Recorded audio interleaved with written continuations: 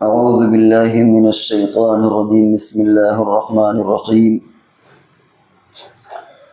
وجاءوا على قميصه بدم كذب قال بل سولت لكم أنفسكم أمرا فصبر جميل والله المستعان على ما تصفون وجاءت سيارة فأرسلوا واردهم فأدلى دلوه قال يا بشرى هذا غلام وأسروه بضاعة والله عليم بما يعملون وشروه بثمن بخس دراهم معدودة وكانوا فيه من الزاهدين۔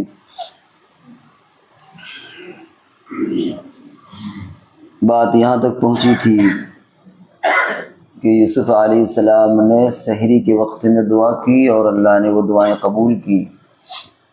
سحری کے وقت میں اللہ تبارک و تعالی انسان کو راحت اور سکون دیتا ہے اور اللہ تعالیٰ کی خاص رحمت نازل ہوتی ہے، حتیٰ کہ جسمانی اعتبار سے بھی تکلیف میں کمی ہو جاتی ہے۔ کسی کو پھوڑا ہو، کسی کے کوئی اور درد ہو تو جو اور وقتوں میں تکلیف ہوتی ہے، سحری کے وقت میں اس وقت کی برکت کی وجہ سے اللہ تعالیٰ اس میں کچھ نہ کچھ راحت اور تسلی دے دیتے ہیں۔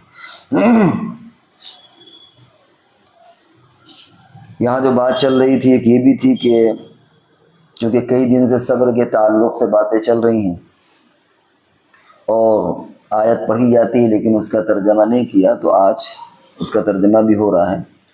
وجاءوا علی قمیصہ، کہ وہ بھائی یوسف علیہ السلام کا کرتا لائے، جھوٹ موٹ خون لگا کر کے اس میں۔ یعقوب علیہ السلام نے فرمایا کہ سولت لکم انفسکم امرا، کہ تمہارے جی نے ایک بات گڑھ لی، یعنی تم نے پلاننگ کی ہے، یہ تمہارا پری پلان منصوبہ تھا جو تم نے عملی جامہ اس کا پہنایا ہے۔ فصبر جمیل، اب صبر کے سوا کوئی چارہ نہیں، اللہ تعالی ہمیں صبر جمیل عطا فرمایا، اور اللہ ہی سے میں مدد مانگتا ہوں۔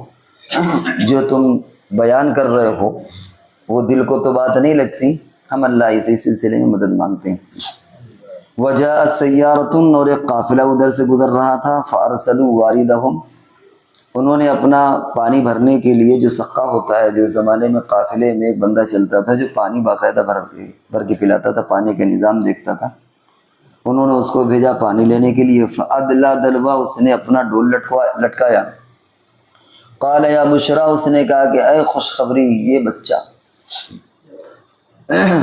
اب اس کی کیا کیفیت ہے، اس کیفیت کا بیان نہیں ہے کہ وہ ڈول ڈالا، اس ڈول میں بچہ لٹک گیا، اور جب بھاری ہوا تو اس نے جھانک کر کے دیکھا کہ بچہ بیٹھا ہوا ہے۔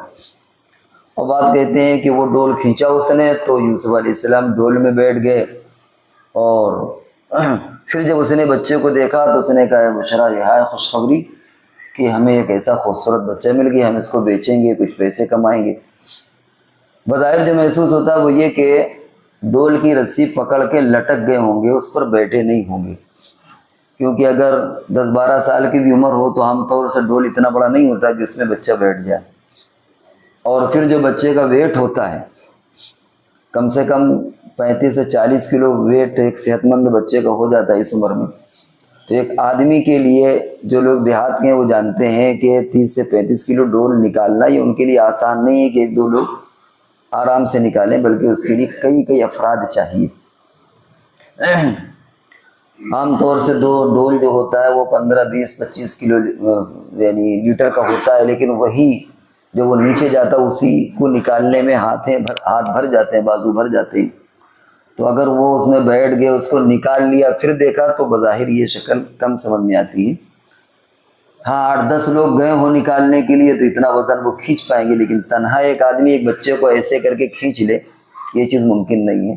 زیادہ قرین قیاس یہ ہے کہ رسی پکڑ کے لٹک گئے ہوں گے، جب کھینچا ہوگا تو بھاری ہوگا، اس نے سوچا ہوگا پتہ نہیں ماجرا کیا، جب جھانک کر کے دیکھا ہوگا تو ہم کو ایک لڑکا نظر آیا کہ یار یہ تو اب کیسے نکالا اس کی کوئی ضرورت نہیں ہے بیان کرنے کی، کیونکہ اس نے آواز دی ہوگی کہ بھائی آؤ دیکھو ایک لڑکا ہے، تو ہمارے لیے خوشخبری کی بات ہے، پھر نکالا ہوگا۔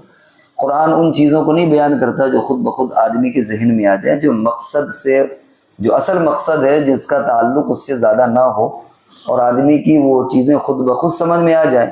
قرآن ان اجزاء کو نہیں چھیڑتا، وہ چیزیں خود بخود آپ کے سمجھ پر چھوڑ دی جاتی ہیں۔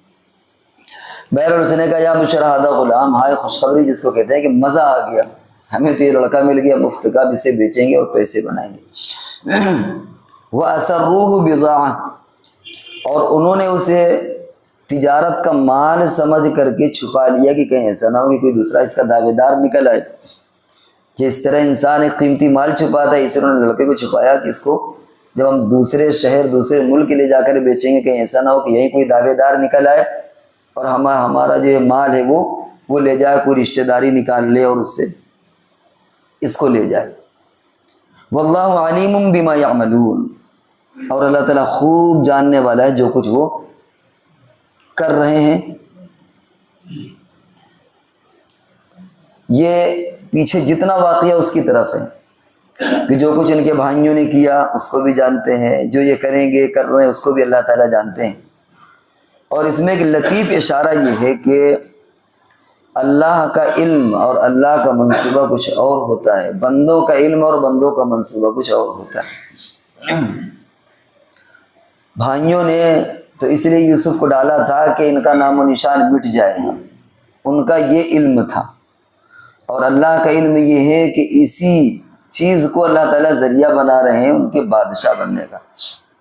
اسی کو اور بھی فارسی میں کہتے ہیں کہ تدبیر کند بندہ تقدیر زند خندہ، کہ بندہ تو تدبیریں کرتا ہے اور قسمت اور تقدیر اس پر مسکراتی ہے، اس پر ہنستی ہے کہ دیکھو یہ ایسا کر رہا ہے اور انجام اور نتیجہ کچھ اور نکلنے والا ہے۔ تو اللہ خوب اچھی طرح جانتا ہے، اللہ علیم بما یعملون، جو کچھ بھی یہ کریں اللہ خوب جانتا ہے۔ یہ تو ہنس رہے ہوں گے کہ ہم اپنی پلاننگ میں کامیاب ہو گئے، لیکن ان کو یہ نہیں معلوم کہ اللہ کے منصوبے کا ایک حصہ ہے جس کو یہ پورا کر رہے ہیں۔ آگے چل کر کے ان کو یوسف علیہ السلام کے پاس جانا پڑے گا، ان کے آگے سرنڈر ہوں گے، ان کے آگے جھکے ہوئے ہوں گے، ذلیل ہوں گے، عاجز ہوں گے، اور یوسف کے رحم و کرم پر ہوں گے۔ ان کے گھر کا خرچہ جو چلے گا وہ یوسف کے رحم و کرم پر چلے گا، ان کی جان کی امان بھی ہوگی وہ یوسف کے رحم و کرم پر ہوگی۔ ان بیچاروں کو پتہ ہی نہیں، یہ سوچ رہے ہیں کہ اس کو راستے سے ہٹایا، لیکن یہ خود کیسا آگے ذلیل ہوں گے یہ تو آگے وقت بتائے گا۔ واللہ علیم بما یعملون۔ وَشَرَوْهُ بِثَمَنٍ بَخْسٍ دَرَاهِمَ مَعْدُودَةٍ، اور انہوں نے بیچ دیا ان کو بہت معمولی قیمت میں، گنی چنی چونی یا گنی چنی قیمت کے عوض میں بیچ دیا۔ اور ویسے بھی جو چیز چوری کی ہوتی ہے وہ اونے پونے پہ بیچی جاتی ہے۔ آدمی اپنی چیز اپنا پروڈکشن تو اچھا بھی، لیکن جو اسے فری فنڈ کا مل گیا اس کو درد نہیں ہوتا، وہ تو یوں اونے پونے پر بیچ دے گا۔ تو بہت کھوٹے سکیوں کے عوض، بہت معمولی قیمت کے عوض انہوں نے بیچ دیا۔ ثمن بخس کی ایک تعریف تو یہ کی گئی ہے کہ یہ بہت معمولی قیمت تھی، اور حضرت ابن عباس سے مروی ہے کہ اس سے مراد حرام قیمت ہے، کیونکہ کسی آزاد انسان کو بیچنا جائز نہیں۔ اگر کوئی کسی جس کو کہتے ہیں مانو تسکری، کسی کو بیچنا، یہ شریعت میں جائز نہیں، حرام ہے۔ ہاں کسی زمانے میں غلاموں کا ایک بیچنے کا تھا، وہ اس کے پورے قوانین الگ ہیں، اور غلام بیچنا یا غلام بنا اسلام کی دین نہیں ہے، یہ تو پہلے سے چلا رہا ہے۔ اسلام نے تو اس کو دھیرے دھیرے ختم کیا، جس کا یہ وقت اور موقع نہیں ہے۔ اسلام نے اس کو ختم کیا، فروغ نہیں دیا غلامی کو۔ کسی وقت میں بات وضاحت کے ساتھ اور آ جائے گی، اسلام نے کس طریقے سے اس کو ختم کیا غلامی کے نظام کو۔ تو غلامی اسلام کا سسٹم اور نظام نہیں، بلکہ تو پچھلا نظام تھا جس کو اسلام نے دھیرے دھیرے اس کو ختم کیا۔ تو ایک آزاد انسان کی معنی تسکری کرنا، اس کو بیچنا، اس کے دوسرے ملکوں میں بیچنا یا اس کے اعضاء کو بیچنا، شریعت میں یہ حرام ہے، چاہے اس کی مرضی ہی کیوں نہ ہو، اس کے گھر والوں کی مرضی ہی کیوں نہ ہو، یہ حرام ہے۔ تو حضرت ابن عباس نے اس کی تعبیر یہ توجیہ کی کہ یہ حرام چیز تھی۔ بہرحال وَكَانُوا فِيهِ مِنَ الزَّاهِدِينَ، اور وہ ان سے بیزار تھے۔ بھائیوں کو کچھ لینا دینا نہیں تھا، بھائی تو یہ تھا کہ یہ بلٹ کسی طرح دفع ہو کم قیمت میں جا۔ کچھ کہتے ہیں کہ بھائیوں نے ہی، بھائی بعد میں آ گئے تھے، انہوں نے دیکھ لیا اور انہوں نے ہی قافلے والوں کو بیچا اور قافلے والوں نے جا کے آگے بیچ دی، یہ بھی ایک تشریح ہے۔ تو وہ بیزار تھے، یا تو قافلے والے بیزار تھے، ان کو لینا دینا نہیں تھا، پیسے بنانا تھا، یا بھائی بیزار تھے، انہوں نے سوچا قافلوں کو ہونے پونے بھیجے، اس بلا کو دفع کرو، یہاں سے یہ جائے اور ہمیں کچھ پیسے مل جائیں۔